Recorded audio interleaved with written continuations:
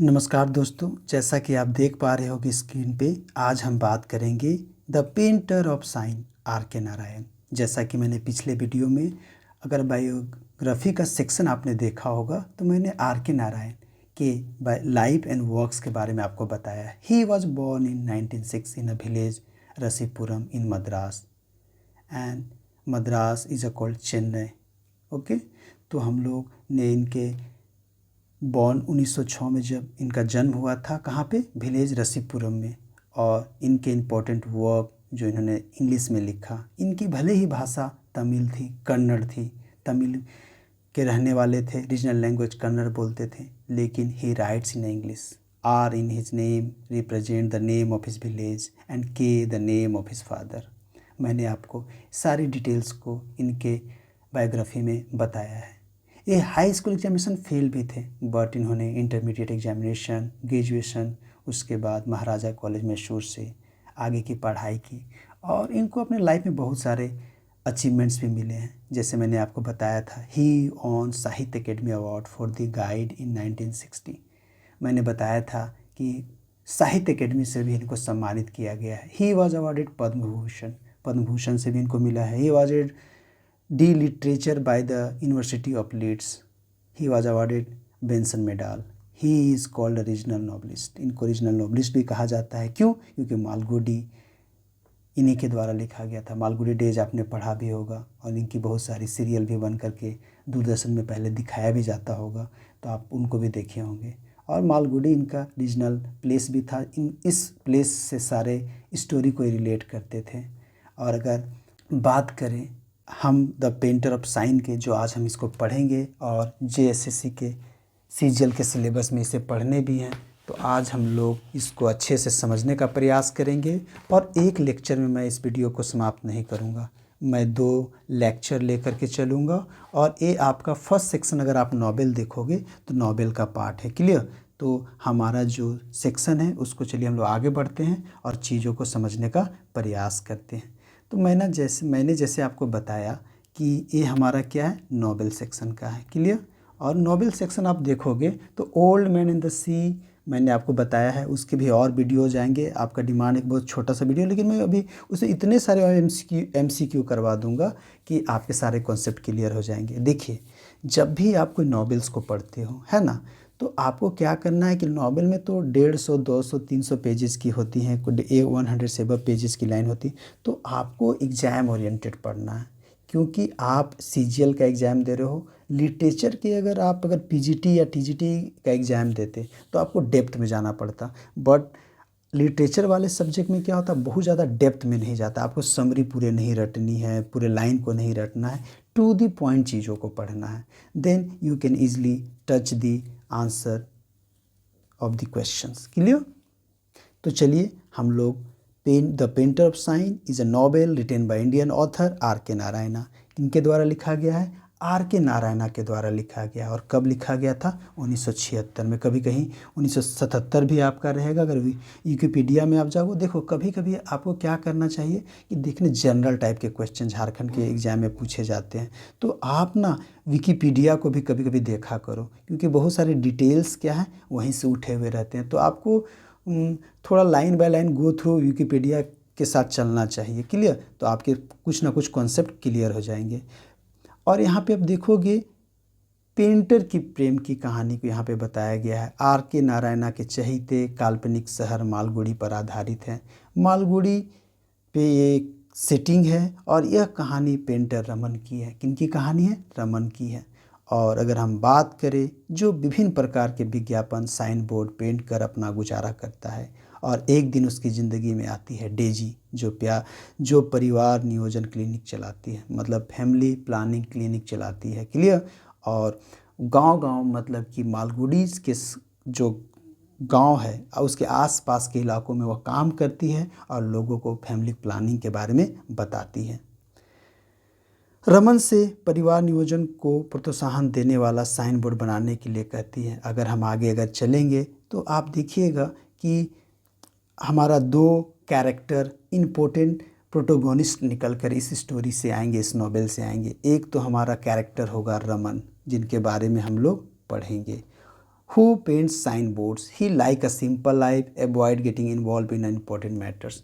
उसका काम है उसे साइन बोर्ड बनाने रहते हैं और मालगुडी के लोगों की जो ज़रूरत की पेंटिंग होती है उसे वह बनाता है और बड़ा ही अपने काम में पढ़ा लिखा है तो अच्छी पेंटिंग कर लेता है। और उसकी लाइफ में एंट्री होती है डेजी की। One day Raman meets a young woman name Daisy who works for a family planning group. Daisy is a confident and independent, which is unusual the traditional town. She want to teach people about family planning to help them manage their families better. और मैंने आपको जैसा बताया कि उसकी life में entry किसकी होती है, डेजी की होती है। तो दो कैरेक्टर आपको माइंड में रखना है। पहला किनका कौन सा कैरेक्टर है, तो पहला कैरेक्टर हमारा हो गया रमन, दूसरा कैरेक्टर हो गया डेजी। क्रिश्चियन गर्ल है और वो मालगुडी में ही आकर काम करती है, अपने फैमिली से दूर रहती है, क्योंकि इसको ऐसा लगता है, जब मैं कैरेक्टर पे जाऊंगा तो इनके बारे में डिटेल से बताऊंगा कि वो थोड़ा फ्रीडम लड़की है, वो अपने अपने अनुसार जीना चाहती है। क्लियर ना। और रमन एक तरफ तो डेजी के सौंदर्य के माया जाल में अपने को फंसता पाता है। जब डेजी की मुलाकात रमन से और रमन की मुलाकात डेजी से होती है तो डेजी की जो सुंदरता है उस पर रमन मोहित हो जाता है और उसे लगता है कि इसके साथ जीवन की आगे की रेलगाड़ी को चलाया जा सकता है। मतलब कह सकते हैं कि आंखें चार डेजी के साथ हो जाता है। रमन एक तरफ तो डेजी के सौंदर्य के माया जाल में अपने आप को फंसता पाता है, दूसरी तरफ उसके काम करने के स्वतंत्र स्वभाव से कुछ हिचकिचाता भी है। मतलब कि वो स्वतंत्र रूप से काम करना चाहती, कोई भी उसे प्रेशराइज ना करे, इसलिए वो क्या करती, फैमिली से दूर हो जाती, फैमिली के साथ नहीं रहती, क्योंकि फैमिली वाले चाहते हैं कि इसका विवाह कर दिया जाए, बट वो चाहती है कि स्वतंत्र रूप से काम करे और लोगों को बताए। और आप देखना इस स्टोरी को जब आप पढ़ोगे तो जब इंदिरा गांधी की सरकार थी तो उन्होंने पूरे देश में फैमिली प्लानिंग एक स्कीम लेकर के स्कीम चलाई थी। उसी समय डेजी का कैरेक्टर को उस एज के समय यहाँ पे बताया गया है और उसी कैंपेन में यह काम कर रही है। डेजी और रमन एक दूसरे से बिल्कुल अलग हैं, तब भी एक दूसरे के प्रति आकर्षित हैं। मतलब both are different but both are attract to each other. Painter की प्रेम कहानी एक दूसरे से अलग दो किरदारों की रोचक कथा है, जिसमें मनोरंजन, व्यंग और प्रेम का जो मिश्रण आर के नारायण ने अपनी भाषा शैली से और अपने विशेष मिश्रण से द पेंटर ऑफ साइन में दिखाने का प्रयास किया है, रियली वो सबसे अलग है। क्लियर। अगर हम बात करें, Raman and Daisy are very different. Raman is a quite and shy while Daisy is out spoken and strong, but they start spending time together when Daisy asks Raman to make a sign for her clinic. देखिएगा कि दोनों मैंने बताया अलग अलग हैं। रमन थोड़ा शांत स्वभाव का साई है, मतलब आप जानते ही हो कि कभी कभी लड़के क्या होते हैं, साई एटीट्यूड दिखाते हैं, तो उस तरह से रमन था। रमन को बहुत ज़्यादा बातचीत करना, बहुत ज़्यादा टॉकटिव नहीं था। बट डेजी क्या थी, आउट स्पोकन थी, मॉडर्न गर्ल थी और वह बड़े अपनी बातों को बेहिचक रखती थी और स्ट्रॉन्ग रखती थी। But they start spending time together. जैसे ही उन दोनों ने अपना साथ टाइम स्पेंड शुरू किया, Daisy asked Raman to make a sign for her clinic.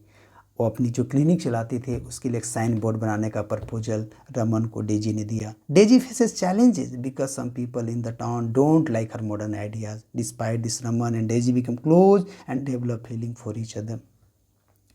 अगर हम देखेंगे तो कुछ चैलेंजेस भी डेजी को फेस करना पड़ता है उस गांव में, है ना, क्योंकि मॉडर्न आइडियाज़ थे, लोग फैमिली प्लानिंग के बारे में जानते नहीं थे और उसे एक्सेप्ट भी नहीं करना चाह रहे थे।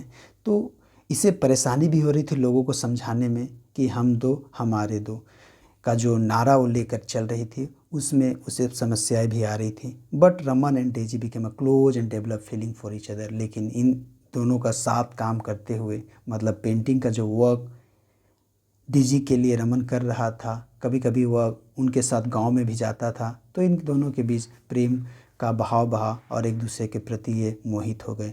Raman paints a romantic sign for Daisy, which creates gossip in the town. The story revolves around their relationship and the struggle they face due to society expectation.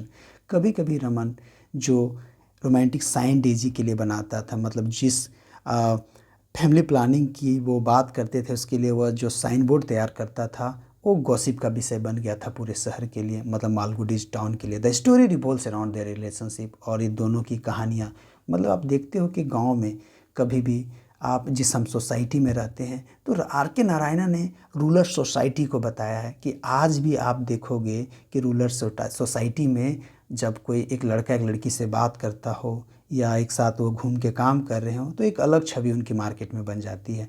तो इसी तरह वह गांव का लड़का और बाहर से आई लड़की उसके लिए काम कर रहा है, उसके साथ घूम रहा है, उसके लिए पेंटिंग बना रहा है, और वो पेंटिंग भी कैसी थी, सबसे अलग थी क्योंकि टॉपिक भी अलग था। तो बड़ा ही गॉसिप का विषय बन गया था और उन्हें थोड़ा स्ट्रगल भी करना पड़ा, लोगों की बातें सुननी पड़ी और सोसाइटी के एक्सपेक्टेशन जो थे उसमें वे लोग दोनों खरा नहीं उतर रहे थे क्योंकि सोसाइटी इसे एक्सेप्ट नहीं कर रही थी। Overall the painter of sign explore theme of tradition versus modernity. आप इसको देखना, कभी कभी एग्जाम में आपसे पूछ देता है कि मॉडर्निटी ट्रेडिशन मतलब कि कैसा है, ट्रेडिशन की बात करता है, मॉडर्निटी तो modernity to tradition, tradition to modernity, आप दोनों लेके चलोगे तो इंपॉर्टेंट क्वेश्चन बन करके आता है। पर्सनल फ्रीडम, अगर आप डेजी को देखोगे तो उसे पर्सनल फ्रीडम पसंद था। अगर हम बात करें कॉम्प्लेक्सिटीज़ ऑफ रिलेशनशिप, रिलेशनशिप में भी कॉम्प्लेक्सिटीज़ आती है, उसको भी हम लोग आगे देखेंगे। अगर हम इम्पोर्टेंट कैरेक्टर की बात करें तो आर के नारायणा की कहानी में बहुत ज़्यादा कैरेक्टर नहीं है, बहुत कम कैरेक्टर हैं। सबसे इम्पोर्टेंट कैरेक्टर की बात करेंगे तो रमन है, the protagonist of the novel. आप अगर जो भी नॉवेल पढ़ोगे उसमें हीरो रहता है, उसकी स्ट्रगल दिखाई जाती है, अंत में हैप्पी एंडिंग होती है। किसी किसी नॉवेल की हैप्पी एंडिंग नहीं भी होती है, लेकिन इस में देखना हमारे प्रोटोगोनिस्ट कौन है। तो आपसे पूछा जाएगा who is the protagonist of the novel, तो आप बताओगे Raman. Raman is a sign board painter in the small town of the Malgudi. He is a reserve and introvert man. कह सकते हैं कि वह इंट्रोवर्ट था, कह सकते हैं कि आप देखना कि कभी कभी लोग क्या होते हैं, संकुचित होते हैं और वो रिजर्व टाइप के होते हैं, बहुत ज़्यादा बात नहीं करेंगे खुल के, मतलब उनको समझना आसान काम नहीं होता है। कुछ लोग ऐसे रहते हैं कि उनके मन में खूब सारा बातें चलती रहेंगी बट वो एक्सप्रेस नहीं कर पाते हैं, और इस तरह का ही हमारा कौन है, हमारा रमन है। उसे सिंपल लाइफ पसंद है। When he meets Teji, a young woman with a modern ideas, his life take a new direction. As their relationship develop, Raman faces personal dilemma and challenges, making him a central figure in the exploration of traditional virtue, modernity in the story. जब वो Daisy से मिलता है, एक modern girl से पहली बार मिलता है, तो उसकी सोचने की, समझने की, उसको एक नया दिशा मिल जाता है क्योंकि वह जब वो काम करता है तो उसकी एक अलग दुनिया होती है, वो अपने हिसाब से काम करते रहता है। बट एक मॉडर्न गर्ल से मिलता है, उसके आइडियाज़ को सुनता है, उसके काम करने के तरीके को देखता है, तो वो अपने आप को बदला हुआ महसूस करता है, जो कि इस कहानी में बड़े ही विस्तार से बताया गया है। आर के नारायण भारत के पहले ऐसे लेखक थे जिनके अंग्रेजी लेखन को विश्व भर में प्रसिद्धि मिली। अपनी रचनाओं के लिए रोचक कथानायक चुनने और फिर उसे शालीन हास में पिरोने के कारण वे पुस्तक प्रेमियों के पसंदीदा लेखक बन गए। कह सकते हैं कि आर के नारायण की जो भी कहानियाँ आप अगर पढ़ोगे तो आप देखना कि बहुत ही रोचक कहानियाँ होती हैं। मैं कुछ कहानियाँ का नाम भी आपको ले सकता हूँ और जिन पे मूवियाँ भी बनी। The guide in 1958, a novel which was film in 1965। Next Sunday, a collection of sketches and essay in 1960। My dateless diary and autobiography in 1960। The man eater of Malgudi's in 1962। कुछ ऐसे ऐसे वर्क हैं जिनको आपको जरूर ध्यान देने चाहिए। The bachelor of arts in 1937, a novel. The dark room in 1938, a novel. आप अगर सीबीएसई के एनसीईआरटी के बुक्स में आप देखोगे तो प्रेमचंद, आर के नारायणा, राजा राव, रविन्द्रनाथ टैगोर, ऐसे राइटर जो हैं जो आपको सीजीएल के सिलेबस में पढ़ने हैं, इनके बारे में खूब सारी बातें कही गई। इनके सिलेबस, इनके कहानियों को बच्चों को पढ़ना पड़ता है। तो मैंने कुछ वर्क्स को आपको बताया, जैसे मैंने बताया द पेंटर ऑफ साइन 1976 में जो ये लिखी गई है, उसी मालगुडी डेज इन 1982 में लिखी गई है। A tiger for Malgudi's in 1983, talkative man in 1986, a writer's nightmare.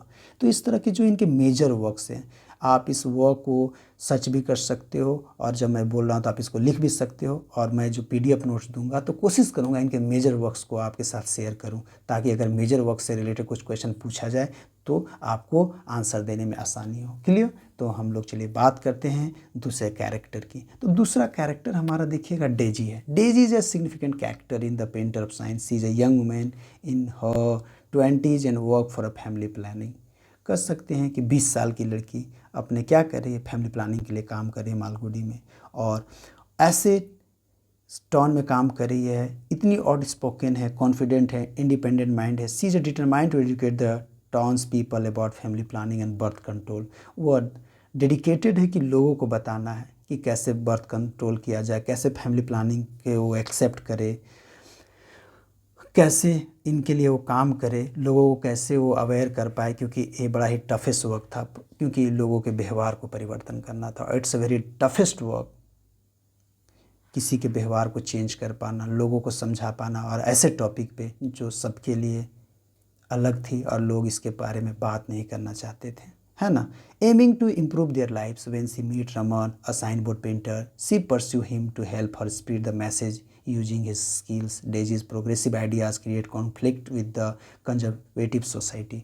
और जब वो रमन से मिलती है तो रमन को अपने आइडियाज़ को बताती है कि तुम मुझे कैसे अपने पेंटिंग साइन बोर्ड की मदद से मेरी मदद कर सकते हो। तुम इस तरह के पेंटिंग, इस तरह के स्लोगन बनाओ जिसको देखकर लोग पढ़कर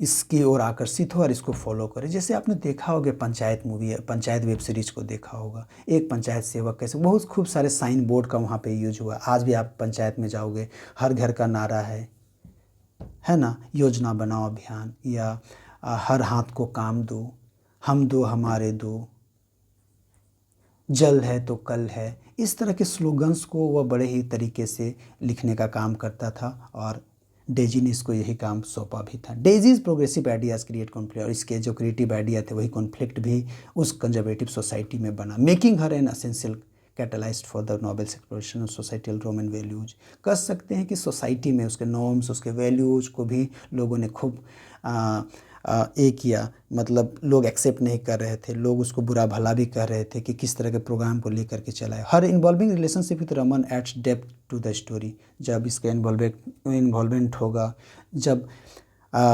रमन अपने डेजी के बारे में, अपनी आंटी, क्योंकि रमन की आंटी जो उसके कोई भी बच्चे नहीं है, और इसकी आंटी जो है जो रमन को लालन पालन करती है, आंटी का नाम मेंशन नहीं है लेकिन बड़े ही अपने बच्चे की तरह रमन को लालन पालन करके बढ़ाती है। और जब वह रमन की आंट जब इस बात को सुनती है तो वह इस बात को बर्दाश्त नहीं कर पाती, क्योंकि वह सबसे पहले तो मना करती है और कहती है कि तुम एक क्रिश्चियन लड़की से या दूसरे कास्ट की लड़की से तुमको विवाह नहीं करना। अगर तुम ऐसा करोगे तो आप जानते हो गांव घर में माँओं का क्या है, वो मैं एक घर छोड़कर चली जाऊंगी, और वह बनारस चली जाती है और बोलती है कि अंत के समय मुझे गंगा के किनारे ही मृत्यु हो जाए वो अच्छा है। She plays a crucial role in Raman's life as is a guardian as the person responsible for raising him after his parents passing. She embodies traditional values and expectation, often trying to influence Raman's decision and choices based on conventional belief।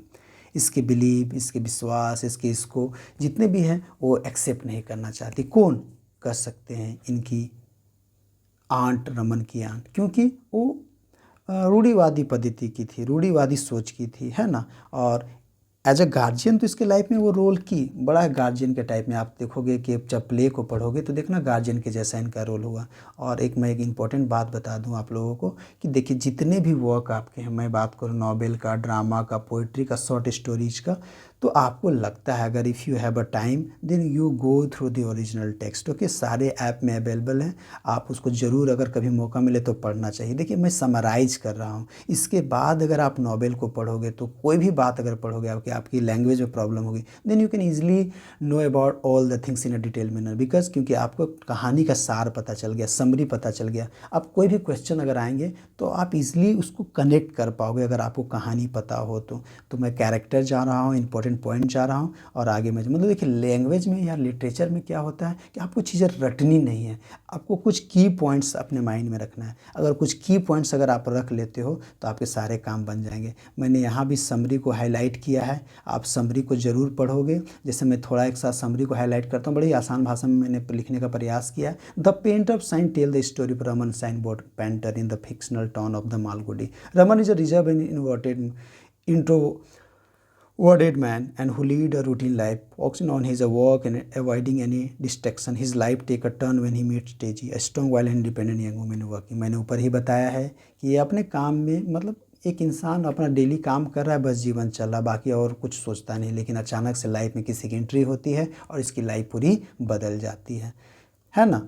तो इस तरह हमने इसको देखा, समझा, और आपको इस समरी को ज़रूर एक बार पढ़ना चाहिए। अगर आप समरी को पढ़ोगे, समरी से पहले आपको आर के नारायणा को पढ़ना है और आर के नारायणा के बाद इस स्टोरी को पढ़ना है। मैंने 3 कैरेक्टर बताया है, जैसे इसी में समरी में देखो रमन मैंने बताया, डेजी को बताया, और इनके आइडियोलॉजीज़ और नॉवेल कहाँ पे है, मालगुडी का नाम आए तो आप ही कर सकते हो, है ना।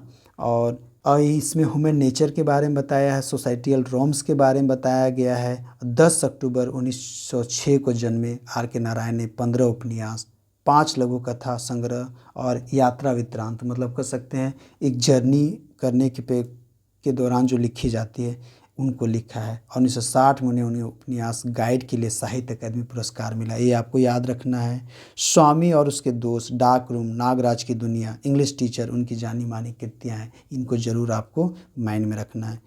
तो इस तरह से आर के नारायण भारत के पहले ऐसे लेखक थे जिनको अंग्रेजी लेखन को विश्व भर में प्रसिद्धि मिली। तो मोटा मोटी मैंने कहानी को बताने का प्रयास किया है। अगर हम सेटिंग की बात करें, the story just set in the fictional town of Malgudi, एक आपका एक प्रश्न यहाँ से बन सकता है। The typical Indian small town with where people live revolve around daily routine and tradition. Clear. Protagonist की बात करें तो Raman is the main character and a sign board painter in his 40s who is content with his simple life and avoids any involvement in a social and political matter। वह social and political matter में बिल्कुल भी हस्तक्षेप नहीं करता था, वो अपने लाइफ में पेंटिंग करना बस। अगर हम इंट्रोडक्शन की बात करें, डेजी के बारे में मैंने बता दिया। एक वो ऑर्गेनाइजेशन में काम करी है, मम्मी पापा से दूर है, क्योंकि मम्मी पापा जब इनका विवाह करवाना चाहती थी तो इसने डिसाइड किया कि विवाह के बंधन में बंधना दुनिया का सबसे बेकार काम है, क्योंकि वह विवाह जैसे बंधों में नहीं बनना चाहती थी। और वह मालगुडी वाले शहर में फैमिली प्लानिंग के लिए एक ऑर्गेनाइजेशन के साथ जुड़कर लोगों को अवेयर कर रही थी। डीजी का मिशन एक ही था, awareness about family planning and birth control among the town people to help them manage their families better. Her progressive ideas face resistance and scepticism from the tradition minded resident.